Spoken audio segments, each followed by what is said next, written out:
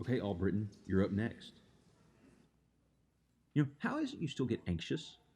Seriously, how long have you been doing this? Besides, at the end of the day, what you say won't really make a difference. But I think I'm doing what God wants me to do. Really? Anyone can do what you do. Besides, there are people who are much better leaders that God has truly gifted. Okay. Get focused. God, help me to communicate. Help? If you were a better teacher or preacher, you wouldn't need help. Maybe you're not prepared enough. Maybe you haven't studied hard enough. Maybe God hasn't really spoken to you. Why don't you just give up and throw in the towel? Just think how many of your friends have left ministry in this last year. You should too.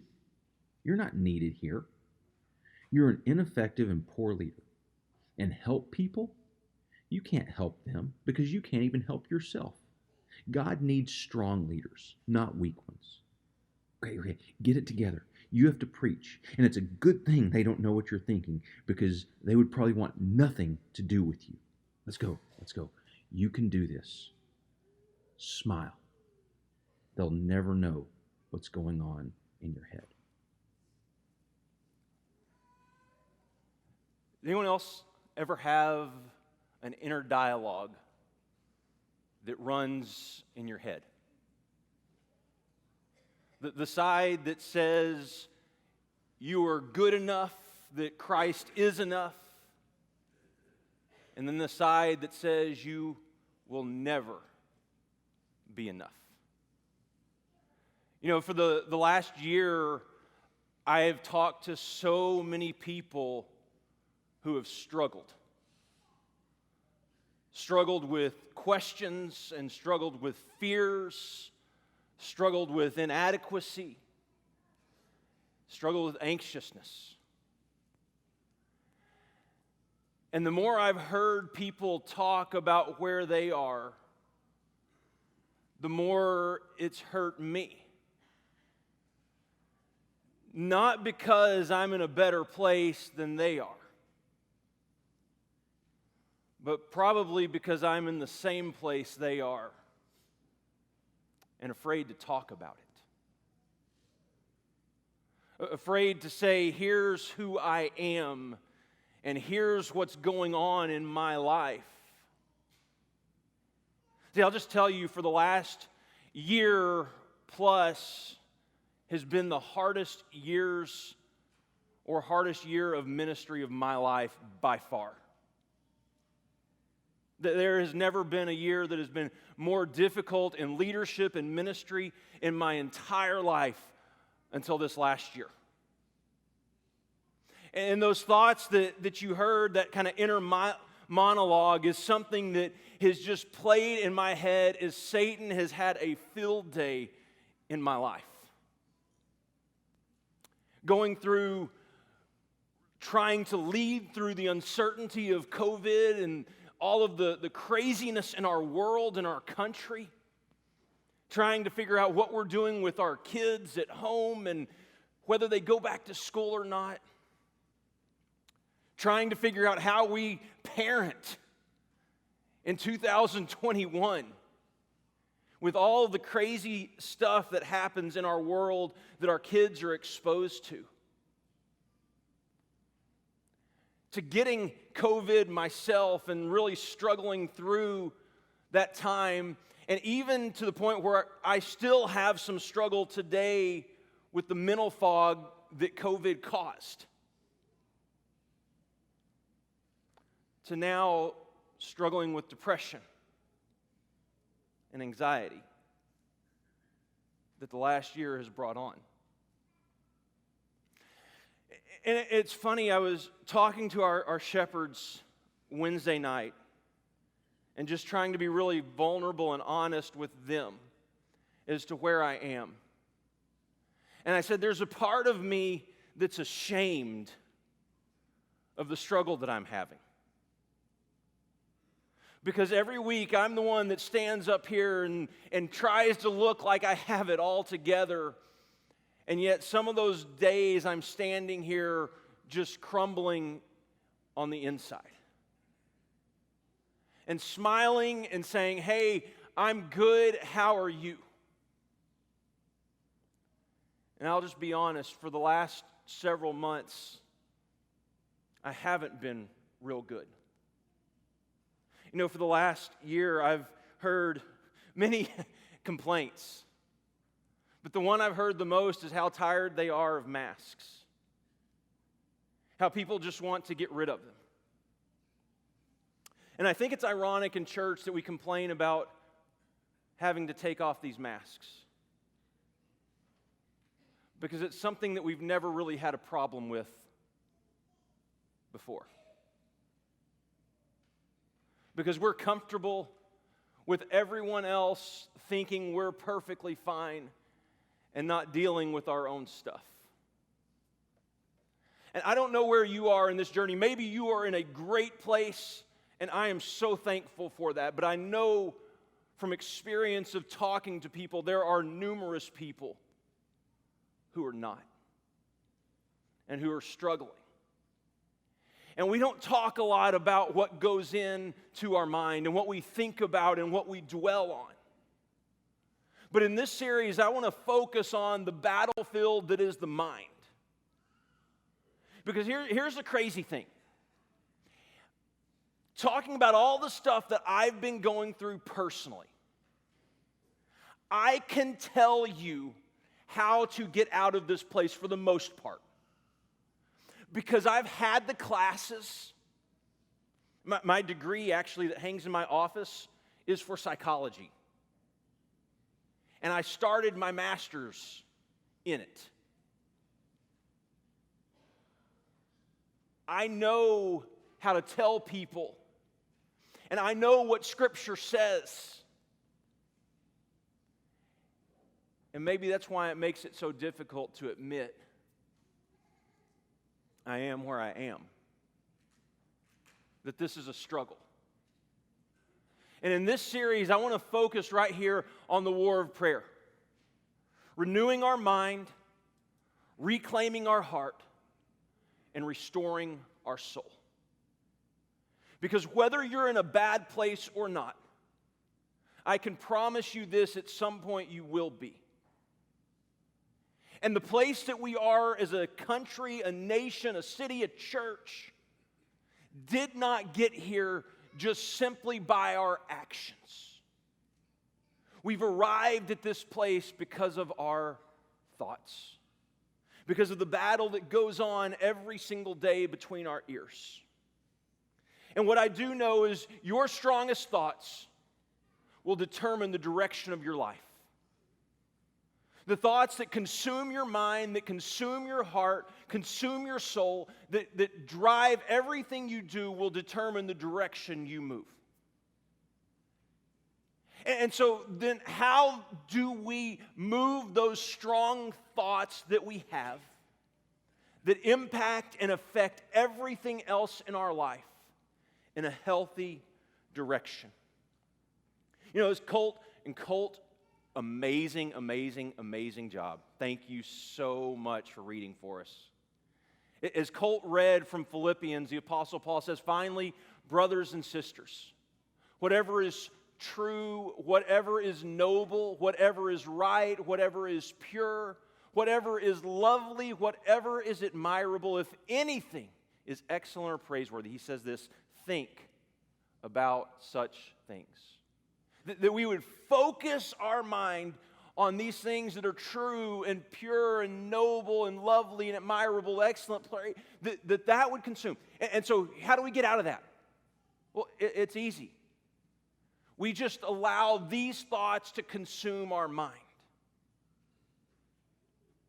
Right? Easy. Y'all got it. You can go home.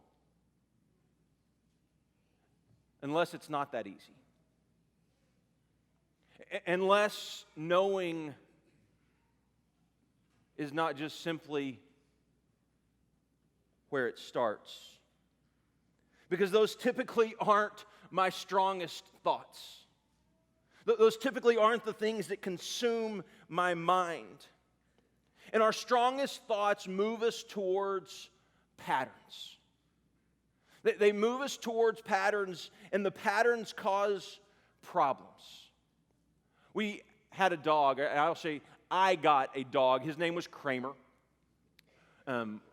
Right before, I guess, we got married. And Kramer was a black lab. Got him when he was about 10 weeks old. And we took him home and we let him live inside the house until he started to get a little bit older, and as labs do, started shedding everywhere. And so we moved him outside into the backyard. And this was actually, I bought Kramer, I told my wife, to pick up women. I picked up one woman ever with him. She's sitting here this morning. But we put him in the backyard, and Kramer developed some ruts. Anyone have a dog? In their backyard, they can tell the pattern that the dog typically travels. For Kramer, it was simply around the outside of the fence. And as he got older, he got a lot smarter, and he started figuring out how to get outside the gate.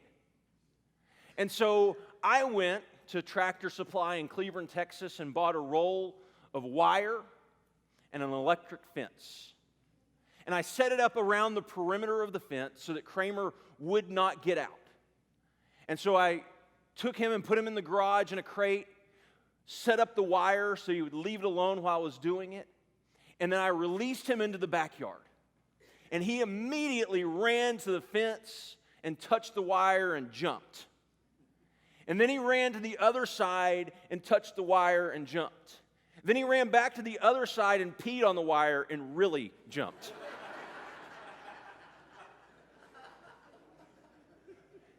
And Kramer never went within 5 feet of that wire again. In fact, if you got close to the fence, he would go crazy, barking and barking and barking to let you know that you were fixing to get shot, because he wanted to warn you of what was to come. And I thought what was really interesting is we had this rut around the outside of the fence. And you would think it would just have moved in, but what happened with the wire on the fence is the wire, or the rut, actually moved. It moved to the very center of the yard.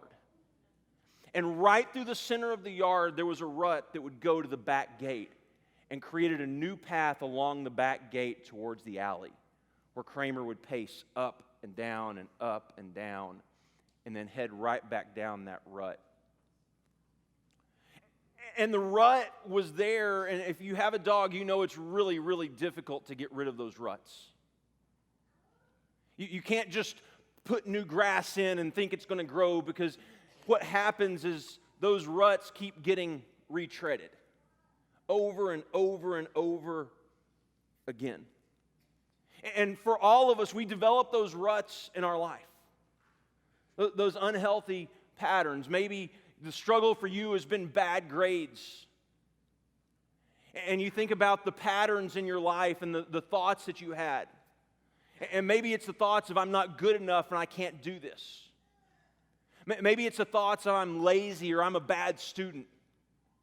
And those thoughts will lead us to patterns. And those patterns start to become problems. Maybe you have an addiction. And these thoughts of, I'll never break free. I'll never be able to get out of this. I'll never be able to step away, are so persistent in your mind. Maybe it's a broken marriage. And the thoughts that consume your mind are, I'm not good enough, or this can't work out, or it's the problem of my wife or my husband. And these thoughts create negative patterns. And these negative patterns start to, in fact, impact our life. Maybe it's in fitness. Maybe these struggles that we have are because the thoughts we have created unhealthy patterns. See, the problem is the pattern. The problem that we have is these unhealthy patterns But these unhealthy patterns are caused by unhealthy thoughts. And these unhealthy patterns create unwanted ruts. Ruts that are difficult to get away from. You know, psychologists would say there's a way that you go back and you look at this from a cognitive perspective, right? And the first part of this is what we think. What we think affects what we feel, and what we feel affects what we do. And this cycle will repeat itself over and over and over in your life. You start to think about things, and it affects how you feel, and it affects what you do. You start to think, I'm always going to be alone, I'm never going to find someone, and it leads us to feelings of depression, and then we start to do things that really reflect how we think and how we feel. But at the higher level, the Bible talks about this inner person that lives within us, and it talks about it in terms of heart, soul, and mind. Heart, soul, and mind. And what a psychologist or psychiatrist would say is what we have to do to fix this pattern, to break out of this cycle, is hijack either our thinking or our actions to renew our heart, mind, and soul. That we can't just simply rely on what we feel, that we have to change either what we think or what we do. But as I said earlier, that cycle is so difficult to get out of because those thoughts get into our head and it creates this battlefield that is so difficult to traverse. So how then do we hijack our thoughts and our actions and move them towards a Christ-centered thought process, a Christ-centered mind, so that our life reflects Christ in what we do, and so that the way we think and what we do imitate Him. So we're going to go to 2 Corinthians this morning. In 2 Corinthians chapter 10, Paul talks about this very thing.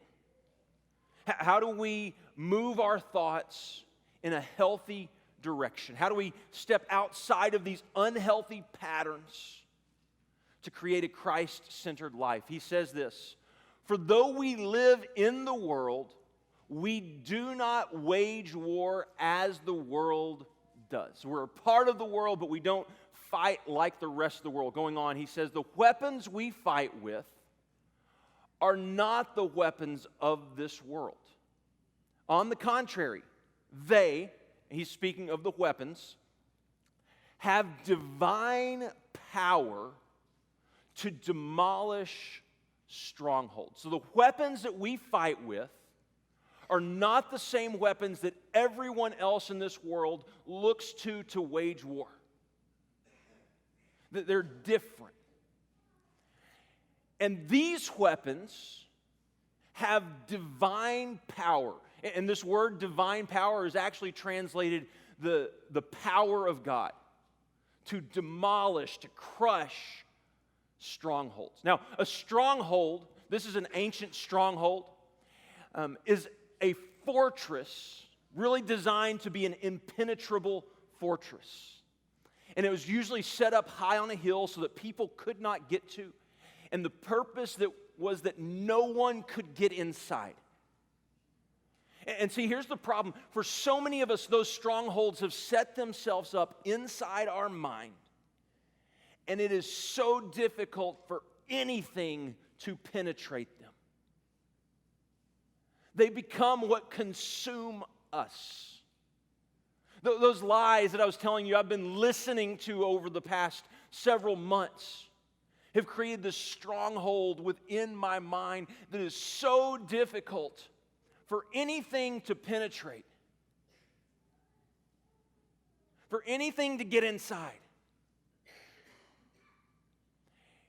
And they start to affect how you feel, and they start to affect what you do. these weapons that are not like the world's weapons, they have the power of God to demolish these strongholds. And then he says this in verse 5. We demolish arguments and every pretension that sets itself up against the knowledge of God. And we take every thought captive to make it obedient to Christ. And I think when we hear this, we think about outside only. Things coming from outside of ourselves. But I think so many times this battle is fought right here.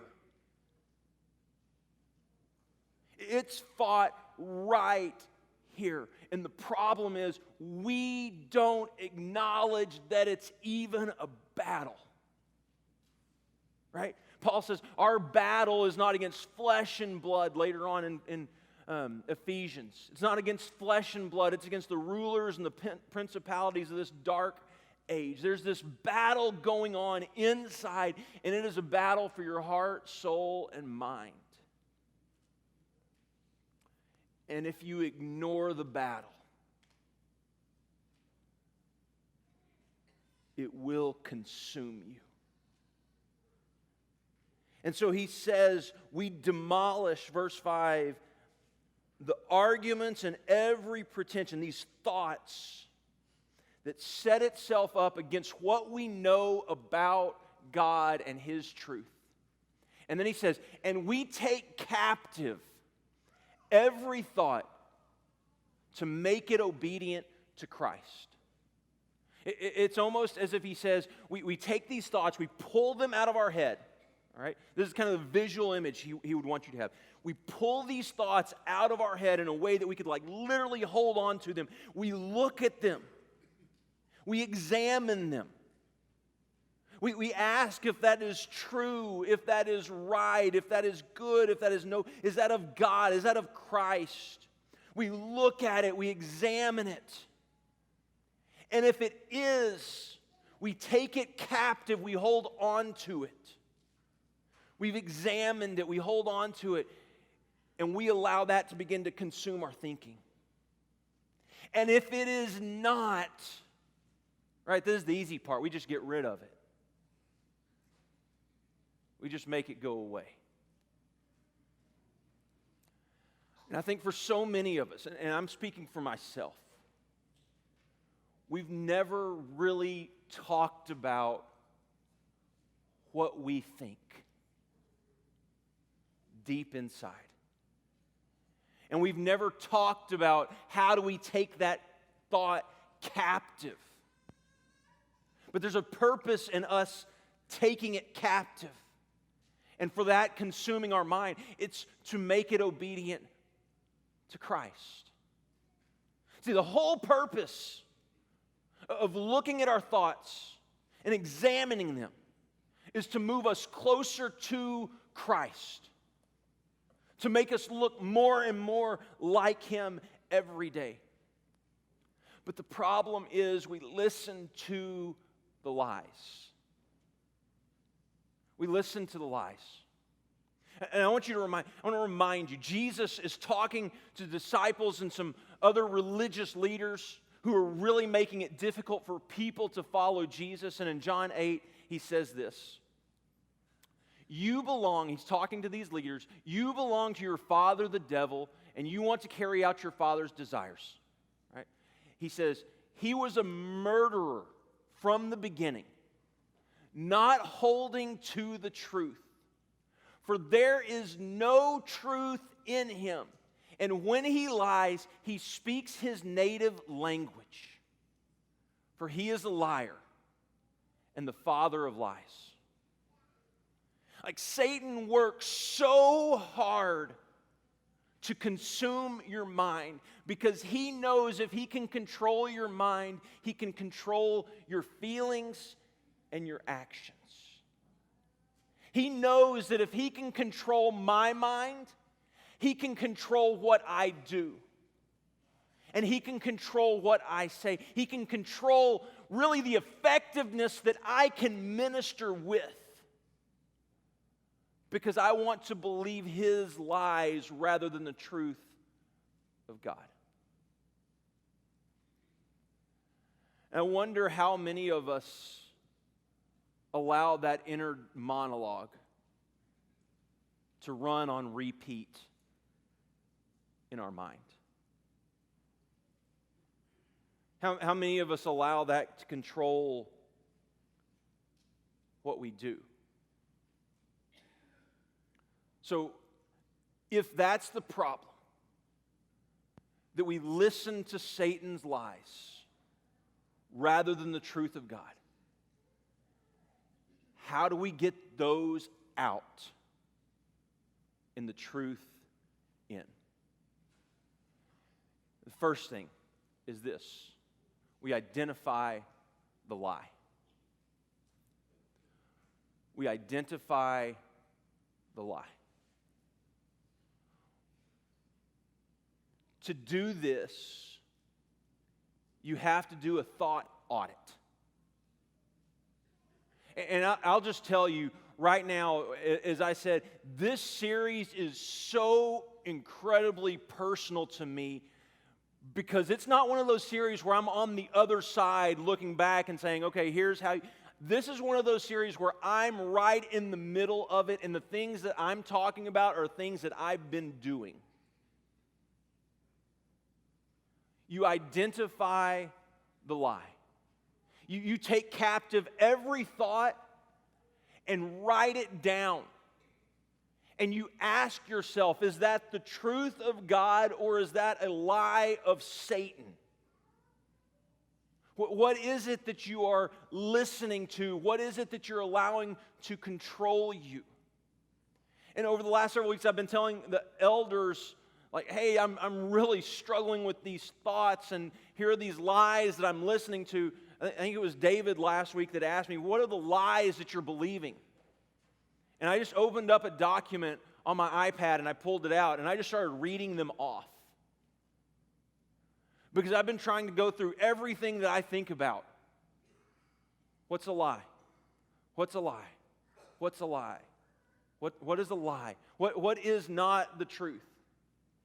What lies are you listening to? Maybe you listen to the lie that God can't be trusted. That you're going to have to do it on your own.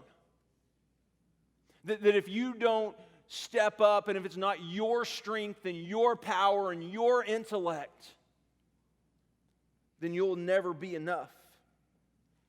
Maybe the lie you're listening to is you are defined by your very worst moment. That moment I had years ago still hovers over me. It still hangs over me, and it still defines who I am. Maybe the lie that you listen to is now your life is defined by divorce. And because that stands over you, because that hangs over you, you could never be enough in this world. Maybe the lie you believe is you are alone. And you don't have anyone. And no one cares about you. Maybe the lie that you believe is you don't matter. That your life doesn't have a purpose. But we identify those lies. We look at those lies and we hold them up and we ask, does this reflect the truth of Christ, or is this a lie of Satan? And then we make it obedient to Christ. How do we get rid of the lie? We identify the lie. And then we replace it with truth. And that's where we're going to get next week. But before we can get there, you've got some homework to do. And if you have notes, there is a place there for your homework. What are the lies that you're listening to? What are the lies that you've been believing? You know, I said this series is personal.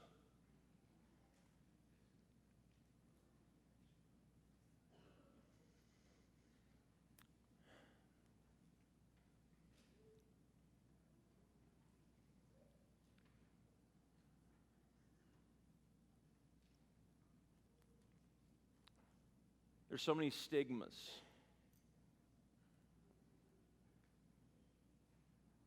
That come with depression.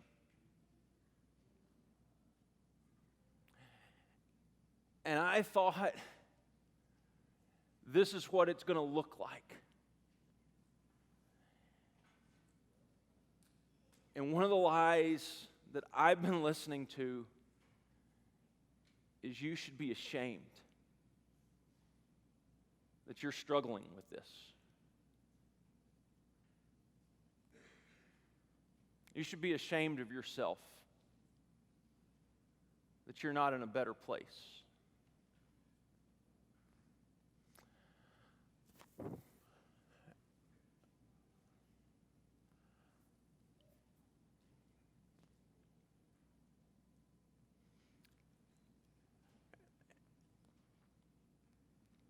And I want to stand here this morning and just say, I'm not okay right now. And that's okay.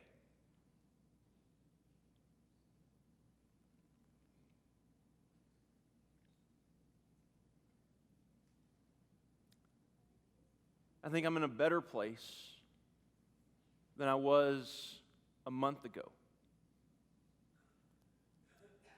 But I still don't feel like myself. And I'll just tell you, it's hard getting up here and speaking any week.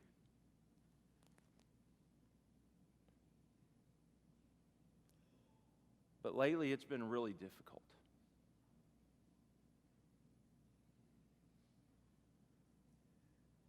And today was difficult. But I'll just tell you, I'm tired of the masks. I'm tired of being a church that wears masks. Where people who come hurting and searching feel like they're all by themselves because everyone else is in a better place than they are. Because if you're here and you're hurting and searching, I'll just tell you, there are a lot more people who are where you are than what it first appears. Because I'm one of them. And this morning, I wanted to kind of just end with saying to you that if you're not in a great place right now, it's okay. There's a place for you here. And you matter. And your life has purpose and meaning. And yeah, you aren't enough and I'm not enough, but Christ is enough.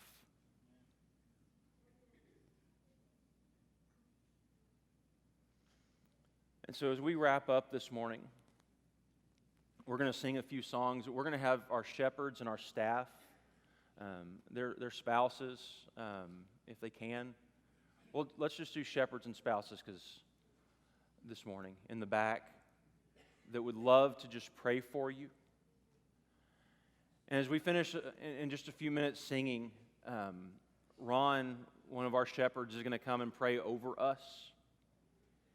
And maybe you don't want to talk to anyone. Maybe you're just struggling with the lies and what you believe and what Satan has been saying and speaking into your life, and you just want someone to pray over you. Feel free to come sit up here on the front few rows. Just to simply say, I'm not okay right now. I'm not in a great place. Or if you need some time with a shepherd, just to talk with and pray over you, they will be in the back and they would love to pray over you, to help you. Whatever we can do to help you as you follow Christ, we would love to do this morning as we stand and we sing.